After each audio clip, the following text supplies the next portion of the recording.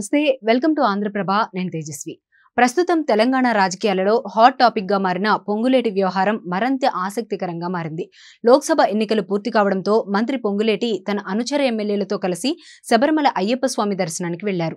పొంగులేటి శ్రీనివాస్ రెడ్డి మాత్రం కొత్త పార్టీని ఏర్పాటు చేయాలనే దిశగా అడుగులు వేస్తున్నారని రాష్ట్రంలో ఆసక్తికర చర్చ జరుగుతోంది. పొంగులేటి శ్రీనివాస్ రెడ్డి తెలంగాణ సీఎం కేసీఆర్ పై బీఆర్ఎస్ పార్టీపై తిరుగుబాటు జెండా ఎగరవేసిన నాయకుడు. తనపై పార్టీ వేటు వేసిన తర్వాత పొంగులేటి శ్రీనివాస్ రెడ్డి ఖమ్మం జిల్లాలో బీఆర్ఎస్ పార్టీకి ఒక్క సీటు కూడా రాకుండా చూస్తానంటూ శపథం చేసిన విషయం తెలిసిందే. ఇటీవల జరిగిన పార్లమెంటు ఎన్నికల్లో దేశంలో కాంగ్రెస్ పార్టీకి మంచి ఫలితాలు రావాలని, రాహుల్ గాంధీ ప్రధానమంత్రి అవ్వాలని వేడుకోవడం జరిగిందన్నారు. కాంగ్రెస్ పార్టీకి మద్దతు ఇచ్చిన ప్రజలకు ధన్యవాదాలు తెలిపారు. అదేవిధంగా ఇటీవల ఎన్నికల సందర్భంగా తీరిక లేని సమయంలో కొంత అలసట, ఒత్తిడి ఏర్పడ్డాయన్నారు.